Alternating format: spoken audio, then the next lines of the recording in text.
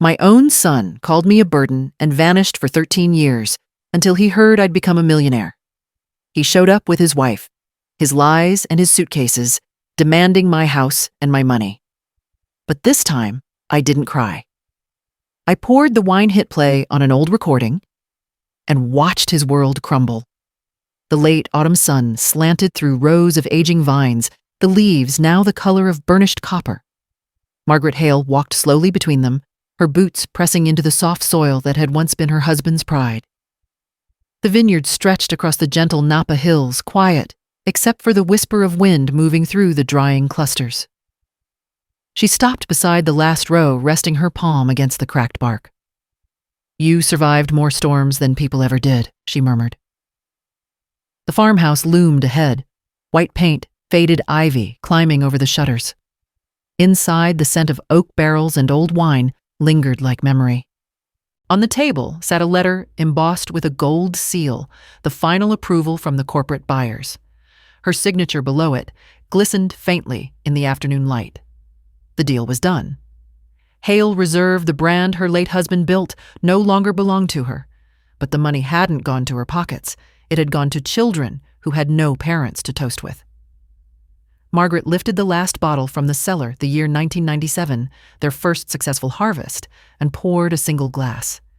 Dust motes danced like snow in the beam of light crossing the kitchen window. She whispered a quiet toast, not to fortune, but to closure. Then came the sound, a car pulling up the gravel road. Tires crunching, doors slamming. Through the window she saw a man in a tailored coat step out, followed by a woman adjusting her sunglasses. Designer luggage gleamed against the rustic porch. Her hand froze around the wine glass. After 13 years of silence, her son had come home. The front door creaked as Ethan Hale stepped inside, brushing a hand through his perfectly styled hair. "Smells the same," he said, his voice casual, though his eyes scanned the walls as if taking inventory. Behind him, Clara followed designer heels clicking softly against the hardwood perfume, sharp and foreign, amid the earthy scent of the vineyard house. She smiled too quickly. "It's cozy," she murmured. Her gaze pausing at the antique sideboard and the bottle of Hale Reserve still open on the table. Margaret set her glass down. "It's old," she corrected gently, like its owner. A small silence settled thick as the dust caught in the late light. Ethan cleared his throat. "We thought we'd stop by, see how you've been. It's been a while."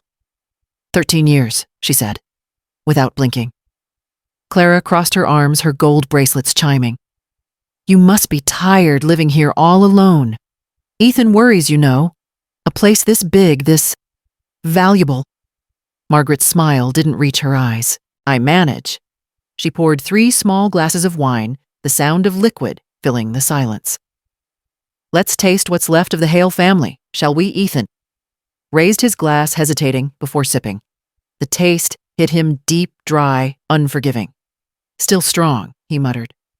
"Aged as that," Margaret replied softly. Her lawyer's folder lay half hidden on the table beside the bottle, stamped and sealed. Clara's reflection caught it in the polished glass of the cabinet, and for a split second, her pupils dilated. Margaret noticed.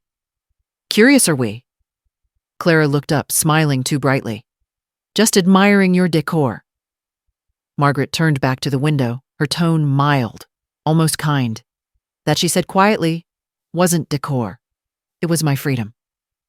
The afternoon light dimmed as Ethan set his leather duffel on the entryway rug, the initials E.H. embossed in gold. "We didn't plan to intrude," he began, voice smooth as the wine they'd just tasted.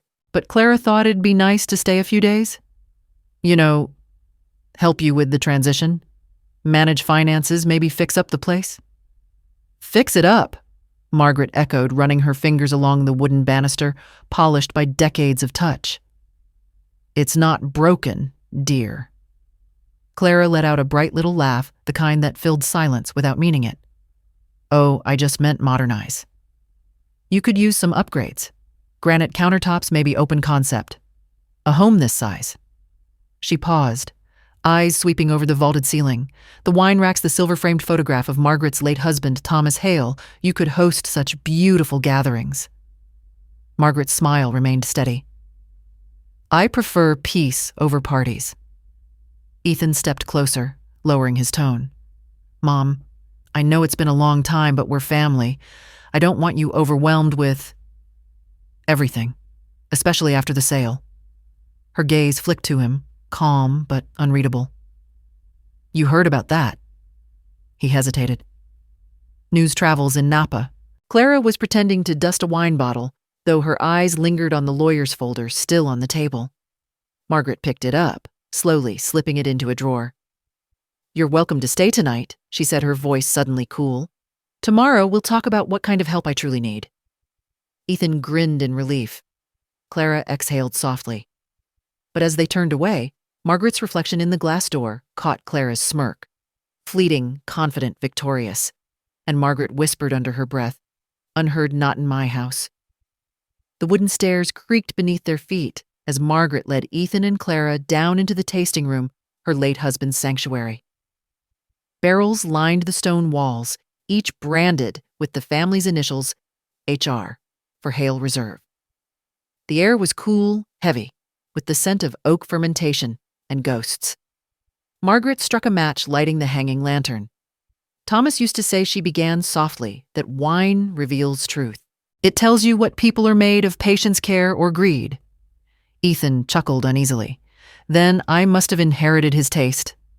Let's see, Margaret said, pouring from a bottle marked 1999, Private Reserve.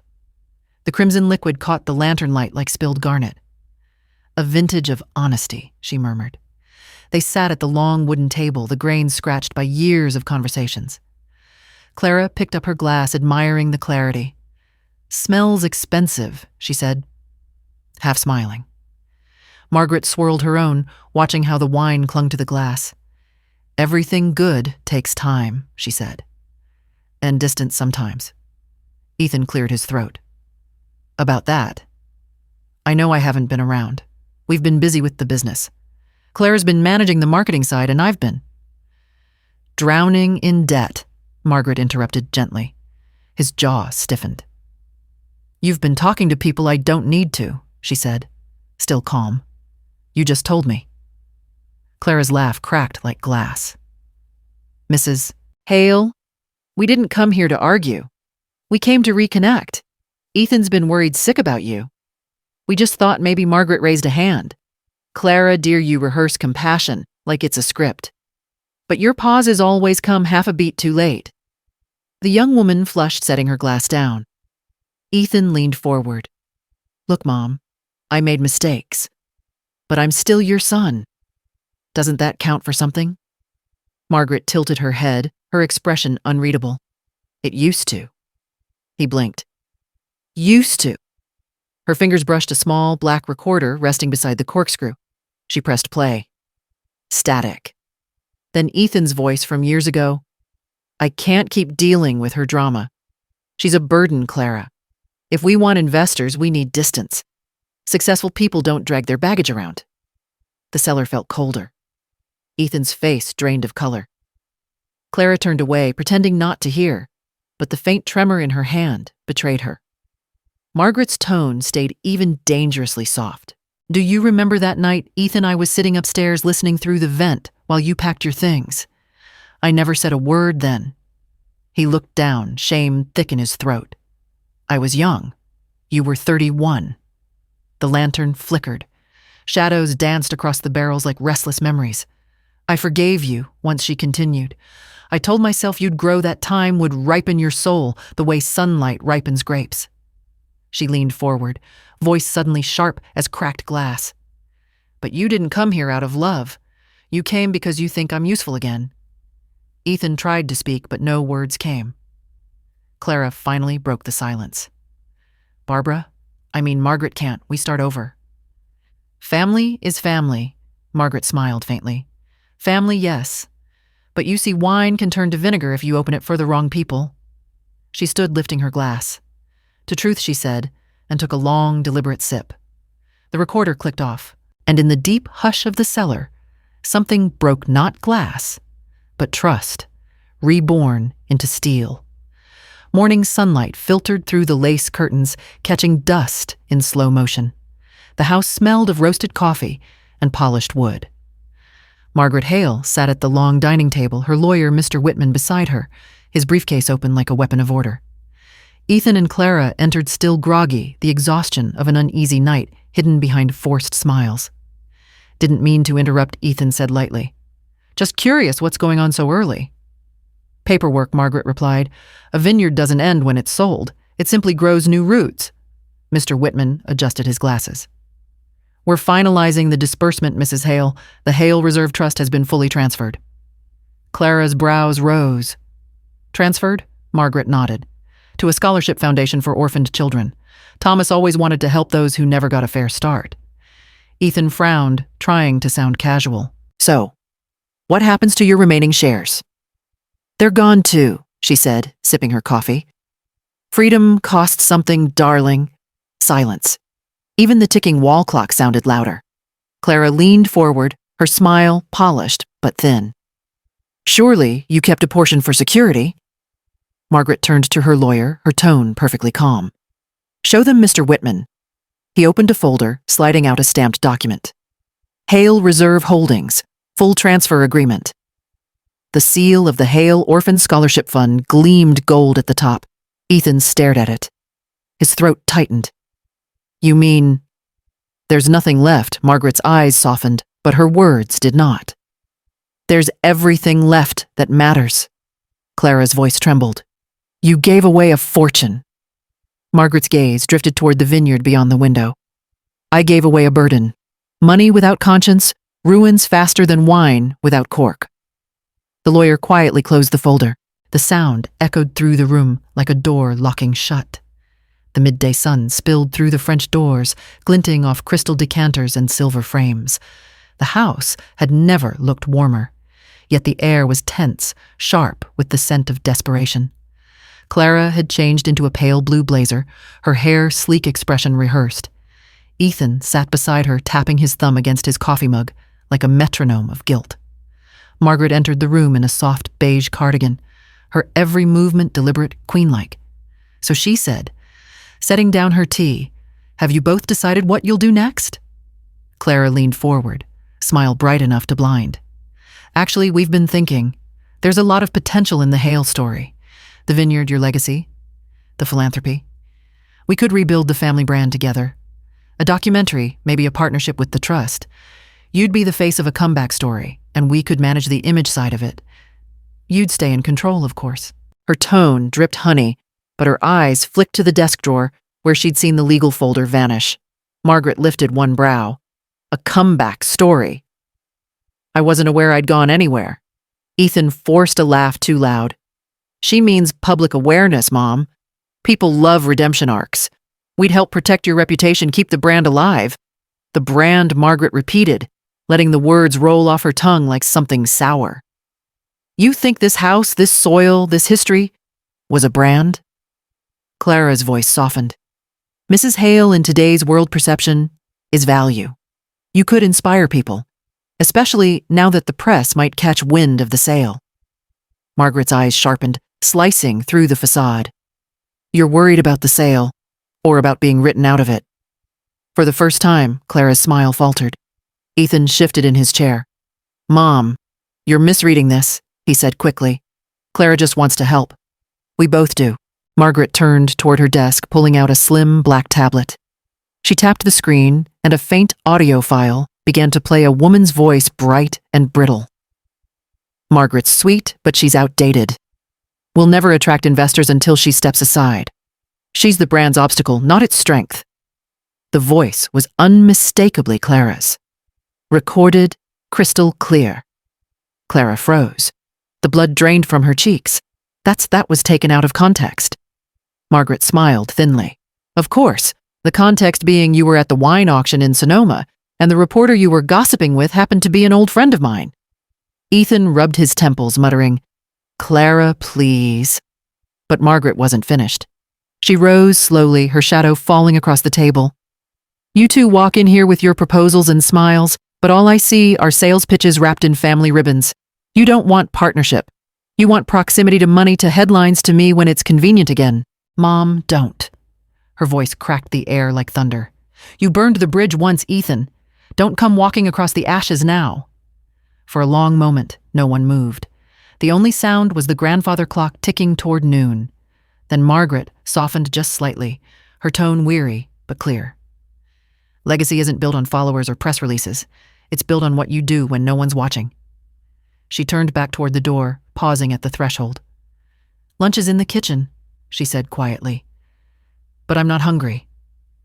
And as she walked away, the wine in the decanter caught the light deep red, almost like blood, and neither of them could tell whether it glowed or burned. Night settled over Napa like a slow exhale. The hills shimmered beneath a thin veil of mist, and the vineyards stretched endlessly under a pale half-moon. Margaret Hale stepped outside, shawl wrapped around her shoulders, her breath a faint cloud in the cool air. The rows of vines whispered in the wind, 1,000 tiny voices rustling with secrets. She ran her hand along the wooden posts, each one engraved with her husband's initials, T.H. You'd have known what to say, she whispered. You always did. Somewhere beyond the valley, a coyote called long and low. Margaret's thoughts drifted backward to a little boy running barefoot through these same rows, chasing dragonflies, laughing when she pretended to scold him for staining his clothes with grape juice. Ethan, age 9, sweet and kind. That boy was gone now, replaced by a man who spoke in polished sentences and measured smiles. A light flickered from the house behind her movement in the window. Clara's silhouette, pacing. Margaret watched for a moment, unreadable, then turned back to the vines. The night smelled of oak and memory and something faintly electric, the promise of a storm. Her phone buzzed in her pocket, startling the quiet. She hesitated, then swiped the screen. A single message glowed against the dark. Don't trust them. Check Marcus. No name. No number. Her heart gave a slow, deliberate thump. The wind shifted, and the lantern by the door swayed, casting fractured shadows across the vineyard rows, twisting like ghostly fingers. Margaret stood still, the phone trembling slightly in her hand. Marcus, she whispered. After all these years, the vines rustled again. Or maybe they answered.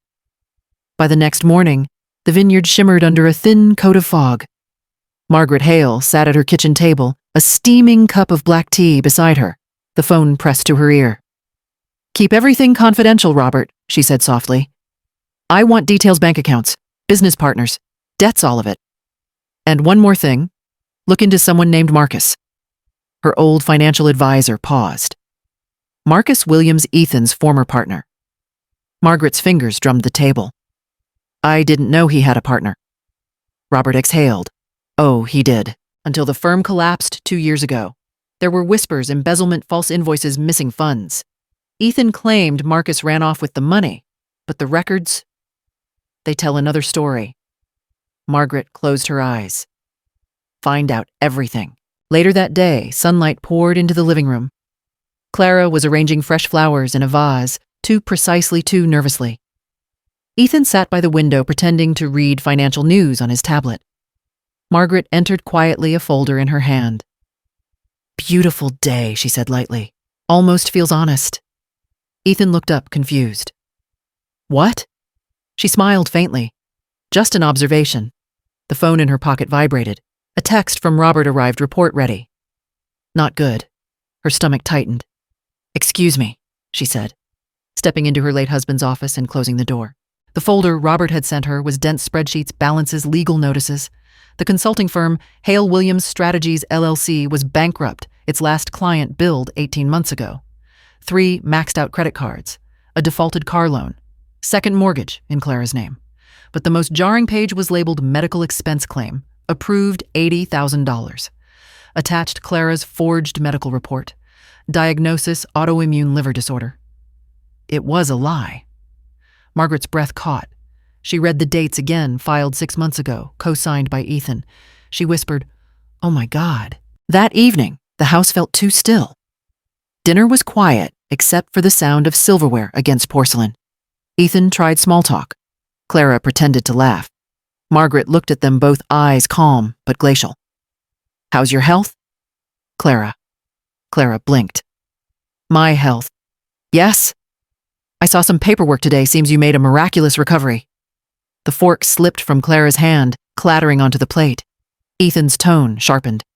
You've been snooping through our things. Margaret leaned back in her chair. You left your lives wide open the moment you walked into mine. No one spoke for a long moment. Then Clara stood abruptly, voice trembling. We were desperate, all right.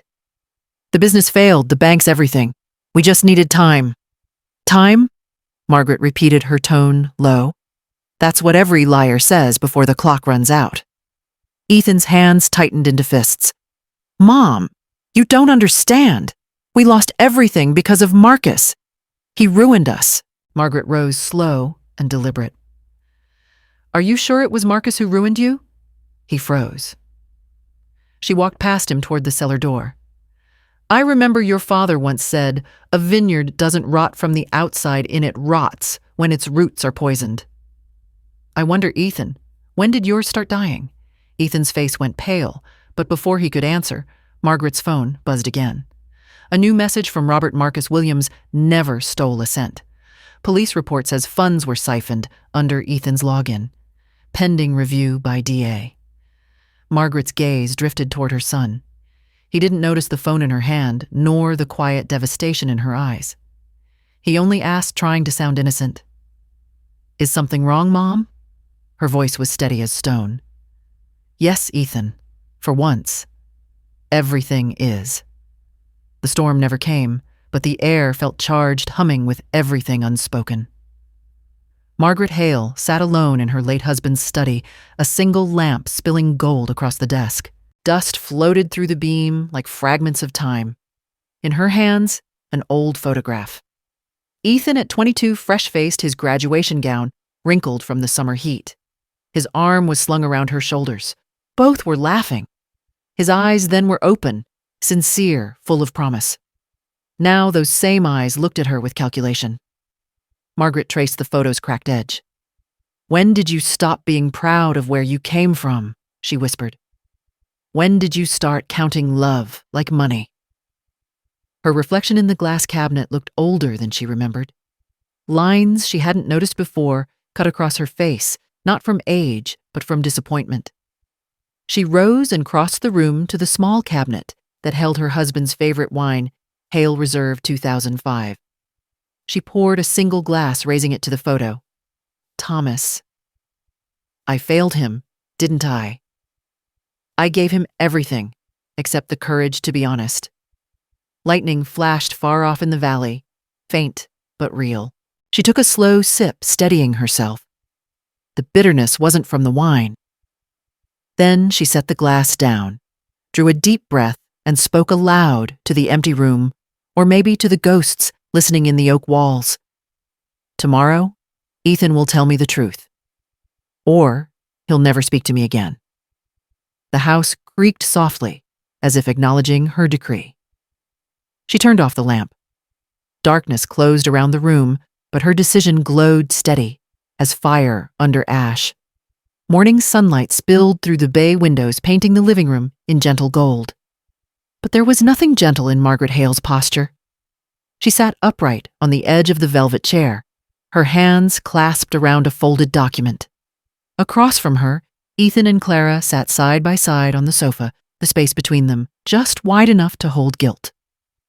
Sit up straight, Ethan, Margaret said, quietly. If we're going to talk about grown-up matters, let's act the part. He obeyed, eyes fixed on the carpet. Clara reached for his hand, but he pulled away. Margaret laid the document on the coffee table, neat, crisp, deliberate. This is my proposal, she said. I call it the contract of love. Clara blinked. Excuse me. Margaret's voice remained calm. You both say you want reconciliation. Redemption, a fresh start. So let's see if your love for this family is strong enough to earn it. Ethan's throat tightened. Earn it. Yes, she said simply. Because love that costs nothing isn't love. It's convenience. She slid the pages toward them. 3 conditions, she continued.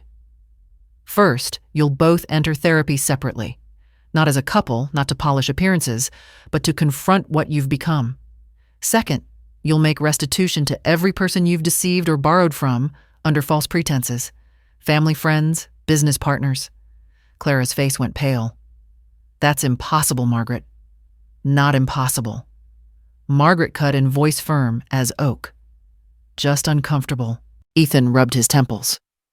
And the third, you'll get real jobs, she said.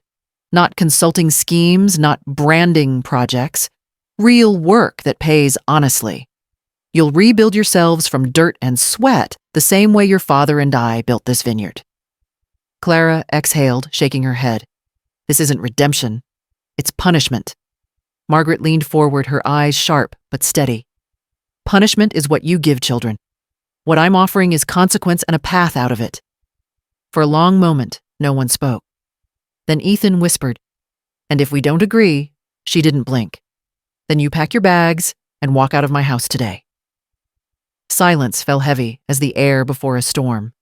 Ethan swallowed hard. You'd really throw me out, I already did, Margaret said softly. 13 years ago, when you decided success was worth more than family. This is me offering the opposite. Clara looked at Ethan, her voice trembling. We can't do this. We'll drown. Ethan stared at the papers. The words blurred, but one phrase stood out. I acknowledge my actions have consequences. He closed his eyes. Maybe that's the point, he murmured. But before Margaret could answer, a sound broke the stillness, the distant wail of sirens drawing closer. Clara froze. What? What is that? Margaret stood and moved toward the window. 2 black sedans pulled up outside, their blue lights reflecting against the vines. District Attorney's office, she said quietly. I asked them to come. Ethan shot up from the couch. You what? Margaret turned to face him, her calm terrifying in its precision. I told them you'd cooperate, that you'd tell the truth about the funds from your firm before they pressed charges. His voice cracked. You called the DA. She nodded once. Because I believe in you, Ethan, but belief means nothing without proof. Clara backed away, shaking. You set us up. Margaret's gaze didn't waver. No, I'm giving you the last chance your father would have begged for. Outside, the knock came firm, echoing through the house like judgment. Margaret's words cut through the silence. Open the door, Ethan. This time, you face what you built. And as he reached for the handle, trembling, the sun flared across the floor, pure, relentless, exposing everything. The living room had never felt smaller. The 2 men in dark suits stood by the doorway, their expressions firm, but not unkind. A breeze from the vineyard carried in the faint scent of crushed grapes, sweet, ironic, almost cruel. Mr. Ethan Hale, the younger officer asked. I'm Assistant District Attorney Michael Tanner. We'd like to ask you a few questions about your former business partner Marcus Williams. Ethan's lips parted, but no sound came. Clara clutched his arm nails, digging through his sleeve. This is a misunderstanding, she blurted. My husband's not a criminal. Tanner's tone stayed professional. We're not here to arrest anyone yet. We're giving you a chance to cooperate before charges are filed. Margaret stood behind them, calm as carved stone. Gentlemen, may I offer coffee? It helps truth go down easier. They almost smiled. Ethan didn't. His shoulders sagged, and for a moment, he looked like the boy she'd once carried to bed after too much birthday cake, ashamed, small lost. Margaret turned to her lawyer, Mr. Whitman, who had quietly arrived. We'll need to file for temporary protection of assets, she said, her tone purely business. Ethan spun toward her, disbelief flashing in his eyes. You're just going to stand there. You're my mother. Margaret met his gaze. And that's exactly why I won't lie for you.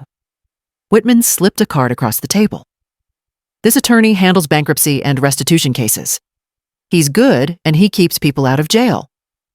Ethan stared at the card, trembling. You've already planned this. Margaret's voice softened, almost kind. No, son. You did. I just wrote the ending before someone else could. Outside, the sirens faded, but their echo lingered like guilt. The following afternoon, the vineyard glowed under soft, forgiving light, a deceptive calm after the storm. But inside the Hale estate, the air was taut as piano wire. Clara stood by the fireplace, clutching a worn leather folder. Her hands trembled just enough to betray the adrenaline. "Margaret," she began, her tone cautious but defiant, "I found something you might have forgotten." Margaret looked up from her writing desk unimpressed. "I rarely forget, dear." Ethan stepped forward, his eyes alive for the first time in days. "Mom, listen before you dismiss this. It's about Dad's old agreement, the one from before he passed. The vineyard deed." For a flicker of a second, something shifted in Margaret's eyes. She set her pen down slowly. "That piece of paper again," she murmured.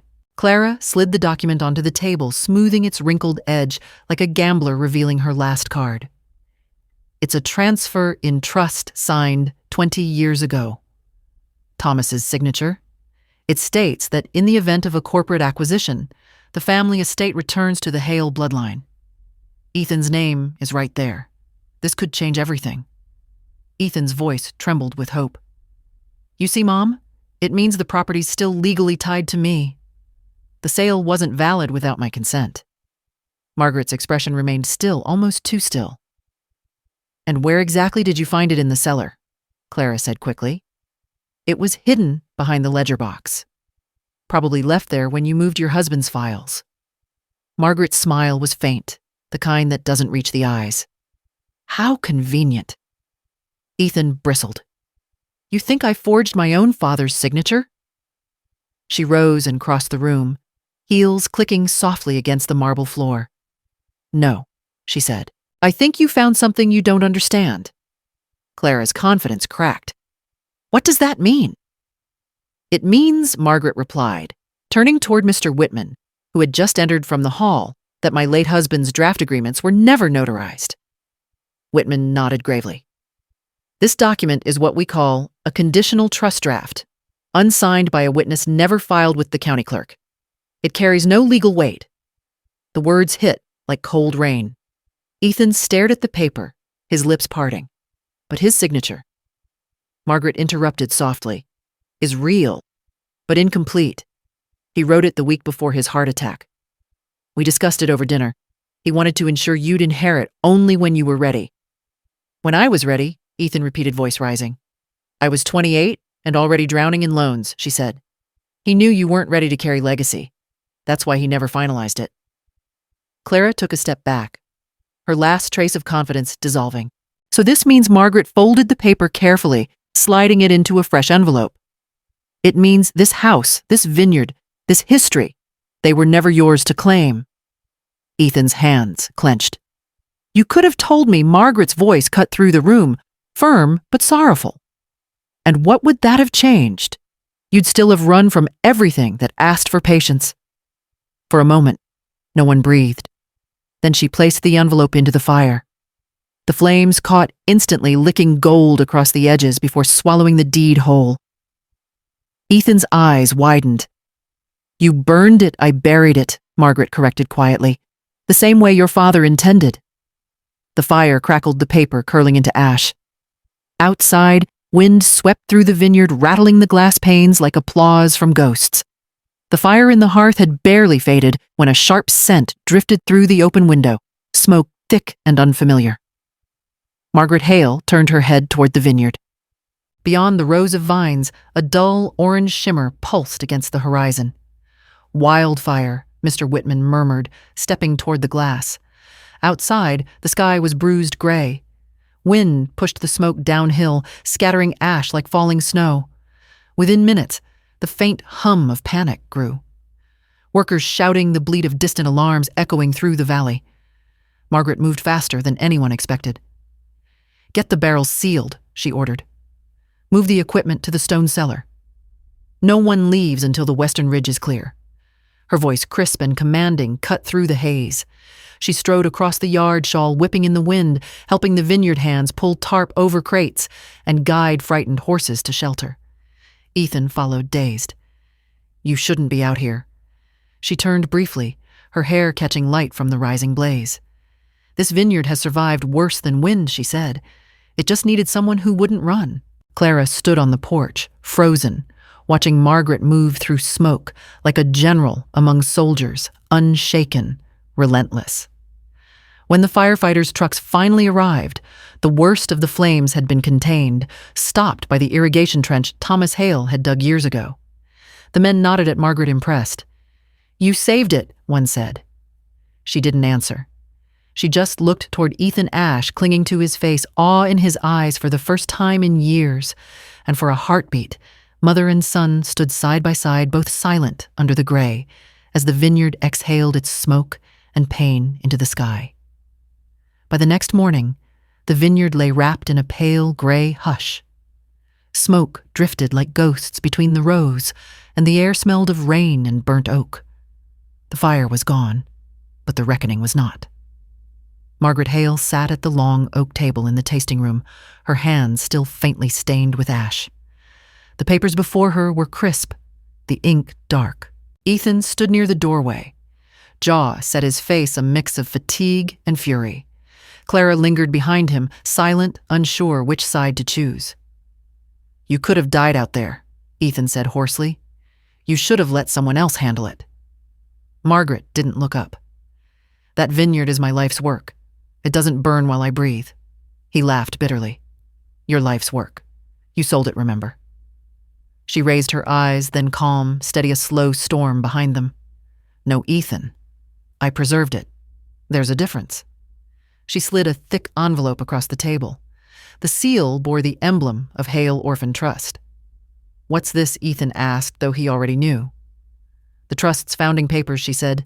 "Every cent from the sale, every remaining asset locked until I'm gone. It funds scholarships for children who lost everything, the kind who never had a vineyard to run back to." Clara's lips parted. "You gave it all away." Margaret nodded. "Everything but this house and what's inside it. That's enough for me." Ethan slammed his hand on the table. "You gave away our legacy." "No," she said quietly. "I gave away mine. You haven't earned yours." His voice cracked, trembling with rage and something else, shame. "I'm your son. Doesn't that count for something?" Margaret's answer came like a knife wrapped in silk. "It used to. But blood without honor is just coincidence." The silence that followed was brutal. The ticking of the clock filled it like judgment. Clara spoke softly, almost pleading. "Margaret, maybe you're being too harsh." He made mistakes, but Margaret turned to her tone, cutting, but not cruel. "You mistake forgiveness for permission. I forgive easily, but I never forget what forgiveness costs." Ethan's fists clenched. "You talk about cost, but you've never known loss like I have." Her eyes flashed. "Haven't I? I lost my husband to a heart that worked itself to death. I lost my son to ambition that forgot compassion. Don't speak to me about loss, Ethan. I built a home out of it." The words hit him harder than any slap could have. His breath faltered. He sank into the chair across from her hands, trembling. For a moment, the mask fell. The proud man became a broken boy again, the one who once cried when the first frost killed his grapevines. Margaret reached out not to comfort, but to steady. "You can still rebuild, Ethan. But it starts when you stop reaching for what's gone." Tears welled in his eyes. "Then what's left for me?" "Work," she said softly. "Repentance. Maybe peace if you earn it." Outside sunlight finally broke through the smoke. The vineyard shimmered, blackened in places, golden in others, alive despite the scars. Margaret looked out the window, voice quiet but unyielding. "Your father believed vines grow stronger after fire. Let's see if people can do the same." Ethan lowered his head, whispering, "I don't deserve another chance." Margaret's lips curved, faint and sad. "No one ever does, son. We just take it anyway." The fire's scent still lingered in the air that night. The tasting room, usually filled with laughter, and guests now glowed only by the dim orange light of the cellar lanterns. Clara stood by one of the old oak barrels, her reflection trembling on the polished brass plate that read, "Hale Reserve 2001. "Margaret," she began quietly, her voice fragile. "I need to tell you something before he does." Margaret didn't move. She poured herself a small glass of water, not wine. "Go on." Clara's fingers twisted the edge of her sleeve. The medical report. The fake diagnosis.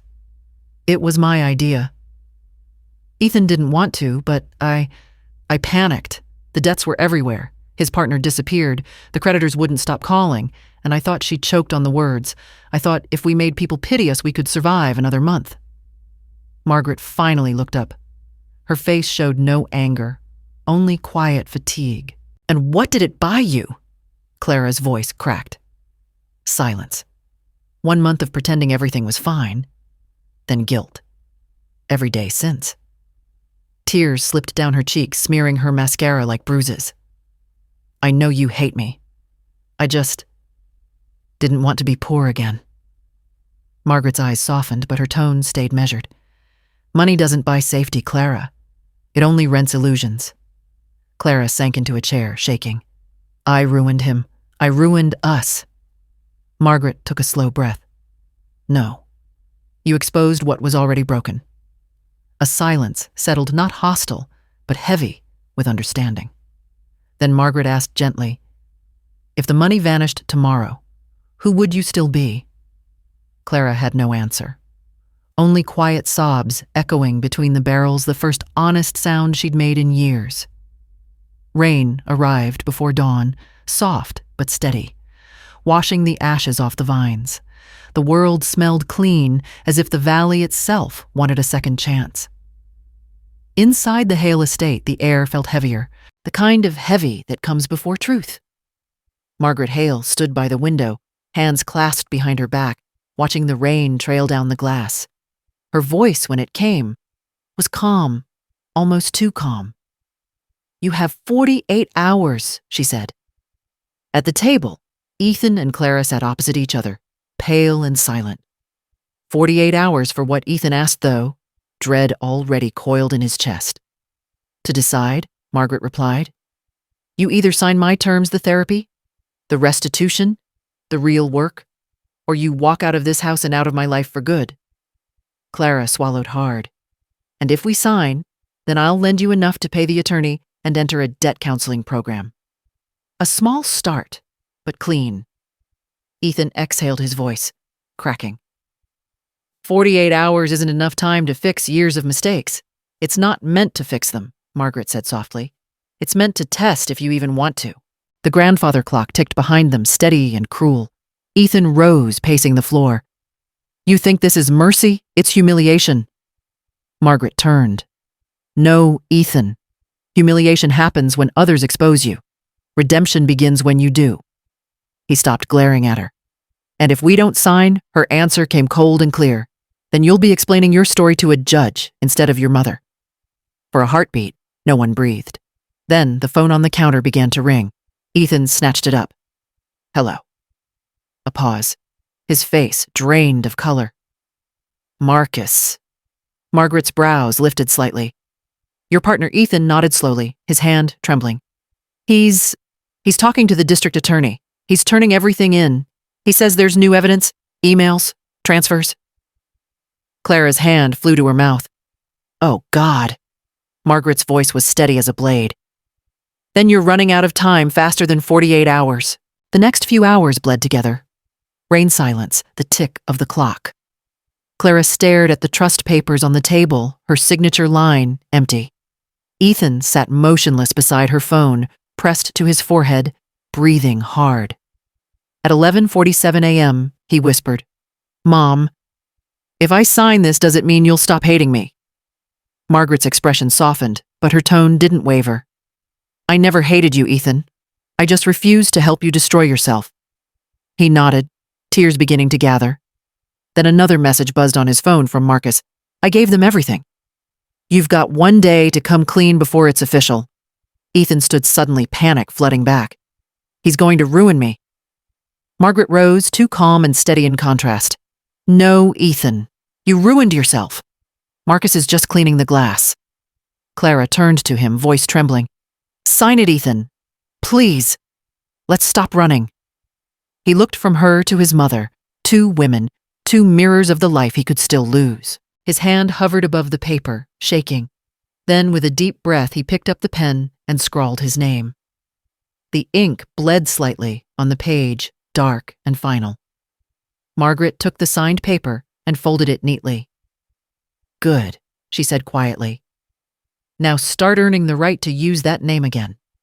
Outside thunder rolled faintly through the valley, distant, promising like a clock striking 0. The rain had stopped leaving behind the faint scent of wet soil and grapes. The vineyard shimmered under thin sunlight droplets glittering on every leaf, like forgiveness waiting to happen. Inside the study, Clara stood before the same table where so much deceit had been confessed.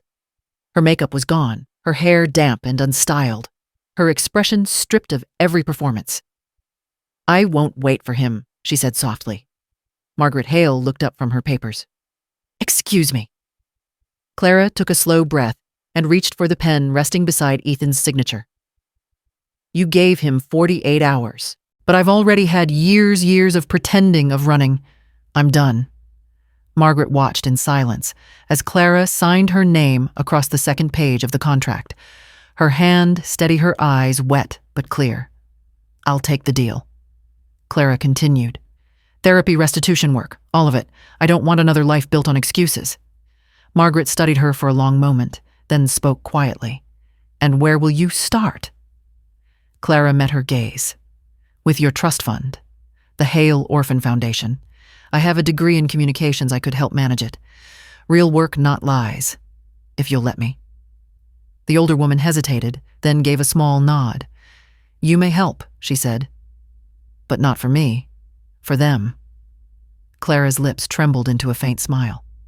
That's exactly what I meant. From the window, the sun slipped fully through the clouds. Clara stepped into its light shoulders, square hands no longer shaking. For the first time in years, she didn't feel like someone's wife or accomplice. She felt like a person standing at the start of her own road. Midnight wrapped the Hale estate in stillness. Only the rhythmic dripping from the wine barrels broke the silence, steady, patient, relentless. Down in the cellar, Margaret Hale stood by the lantern, its dim glow brushing the stone walls in amber. She had come for solitude. Instead, she found her son. Ethan was sitting on the cold floor near the oldest barrelhead in his hands. His once perfect shirt was wrinkled, his shoes streaked with mud from the vineyard. He didn't notice her at first. I thought you'd left, Margaret, said quietly. I almost did, he replied, without looking up. His voice was hollow, stripped bare. But then I realized I've been running all my life, and somehow every road still leads back here. She said nothing, only waited. The air between them was thick with the scent of oak and unspoken years. Ethan looked up, finally, eyes bloodshot. I lied to you about everything. When Dad died, the first thing I did wasn't cry. I checked the safe.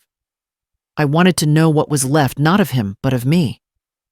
Margaret's throat tightened, but her face remained still. Go on? I told you Marcus stole the company's money? That was a lie. I took it. To pay off a gambling debt. His voice trembled. When Marcus found out, I panicked, told everyone he'd run. I thought I could fix it before it reached the DA. But when it did, I blamed him. I ruined him. Margaret closed her eyes, pain flickering through her calm. You destroyed a man who trusted you. I destroyed me, Ethan whispered. Every morning since I've hated what I see in the mirror. And when I heard you'd become wealthy, I thought maybe money could clean me again. He gave a small, broken laugh. Turns out it just made me dirtier. The cellar felt colder. The lantern flickered shadows dancing across the barrels like moving ghosts. Margaret knelt beside him, her knees cracking softly. Why tell me now? Because Marcus called tonight, Ethan said, pulling his phone from his pocket. He said the DA's ready to file charges, unless I come clean tomorrow morning. I told him I would. I even asked him to let me make restitution before he signs the complaint. And will you? He nodded. I'll face it. I'll work. I'll rebuild. Even if it takes the rest of my life. Margaret reached into her cardigan and drew out the folded contract, the one he had signed earlier that day. Then you'll start with this. You'll honor every word in here. You'll attend therapy, you'll pay back what you owe, and you'll live within the truth. Every hour, every day. He looked at her through tears. Would you help me? Find a lawyer. She studied his face, weighing the sincerity in his eyes, and for the first time in years saw the boy she'd once known peeking through the wreckage of the man. "Yes," she said softly. "I'll help, but I won't save you. There's a difference." Ethan nodded slowly. "I don't need saving anymore. I just need a chance to earn forgiveness." Margaret rose, her silhouette framed against the lantern glow. "Then call Marcus. Tonight." He dialed with trembling fingers. When the line connected, his voice cracked, but steady. "Marcus. It's Ethan. I'm ready to come clean." Margaret turned away, tears finally breaking loose, silent, burning honest. She whispered to the barrels, to the ghosts, to the man she'd once loved and lost. "You were right, Thomas. Some vines need fire before they can bear fruit." 2 months later, the Napa Hills wore their green again. Vines stretched fresh and alive beneath a spring sky that seemed to forgive everything. At the grand courtyard of Henderson Vineyards, banners fluttered in soft gold, the new Hale Reserve, a legacy reborn. The crowd of reporters and sommeliers shimmered with champagne flutes and polite laughter. Yet one chair near the front remained empty. It bore a single nameplate, Margaret Hale. Clara stood at the podium instead, a pale cream suit replacing the glitz of her old life. She adjusted the microphone, eyes steady, though her hands trembled. "Today isn't about a label," she began, her voice echoing through the marble hall. "It's about what survives when pride burns away. The Hale name doesn't belong to one family anymore. It belongs to every child who needs a chance, every dream that needs a second harvest." Behind her, a banner unveiled the words, "Hale Orphan Scholarship Fund," beneath the vineyard crest. The audience applauded softly, not the roar of celebration, but the murmur of respect.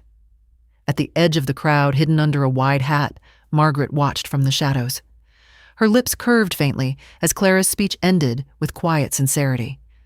Because true wine, like true love, isn't measured by its price, but by what it gives back.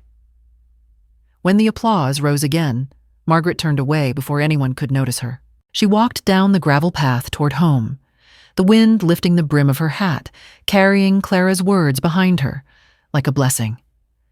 For the first time in years, Margaret Hale smiled, not proud, not sad, just free. Morning sunlight slanted through the open doors of a small cooperative winery on the outskirts of Sonoma. The air was rich with the scent of crushed grapes and wet earth. Ethan Hale stood at the bottling line sleeves, rolled to his elbows, his palms stained violet. Sweat darkened the collar of his workshirt, but there was peace in the rhythm. Lift, seal, stack, repeat. The foreman called out, "Break in 10.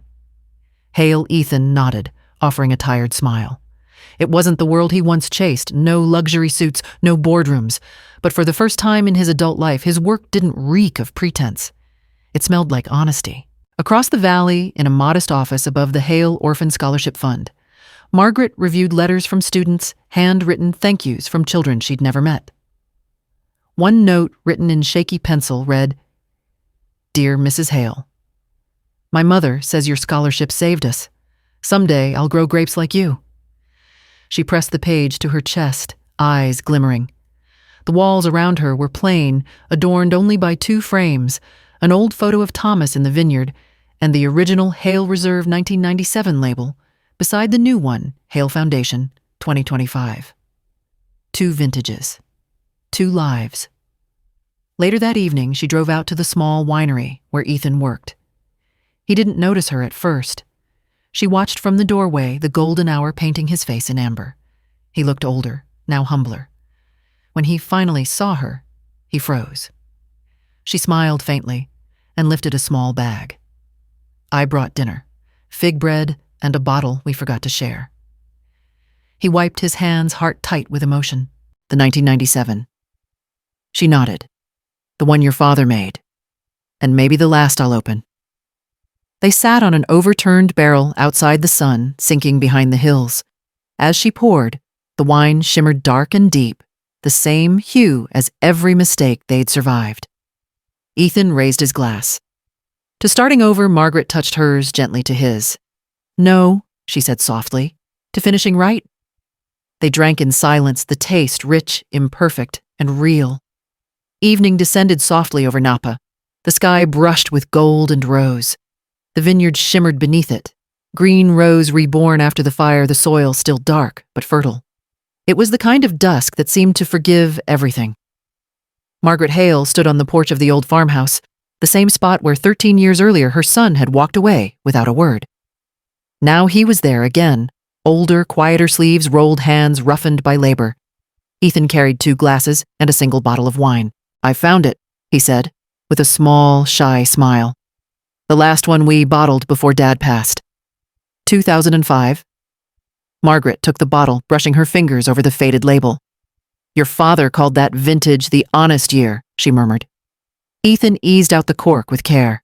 No flourish, no pretense, just reverence. The cork popped softly, and for a moment, both smiled at the simple sound. They sat side by side on the steps, watching the horizon fade to violet. Ethan poured carefully a slow, deliberate stream, half for her, half for him. "Still smells the same," he said. "Like oak. And something else." "Regret," she teased gently. He laughed, the sound low, but genuine. "Maybe redemption, too." They raised their glasses. The first sip lingered dark fruit smoke and years of unspoken forgiveness. Margaret set her glass down, gazing at the vineyard. "We don't inherit love, you know," she said softly. "We practice it, like tending vines, pruning, waiting, hoping they grow straight again." Ethan nodded, eyes glistening. "You think I'll ever earn it back?" She reached out, touching his hand. "You already started the moment you stopped running." The last light of day melted into gold. Crickets began their quiet song. In the distance, Clara's laughter echoed from the foundation office, mingling with the wind. Margaret lifted her glass once more, the final toast of her long, imperfect story. "To the vines that burned," she whispered, "and to the hearts that didn't." And as the last pour shimmered crimson in the fading sun, the Hale legacy finally tasted whole. How did this story touch you? Share your feelings in the comments and give it a rating from 1 to 10. Remember to like, share, and subscribe, then tap the bell icon so you'll always stay updated. And don't forget, click on the end screen to watch more heartfelt videos waiting for you. See you soon.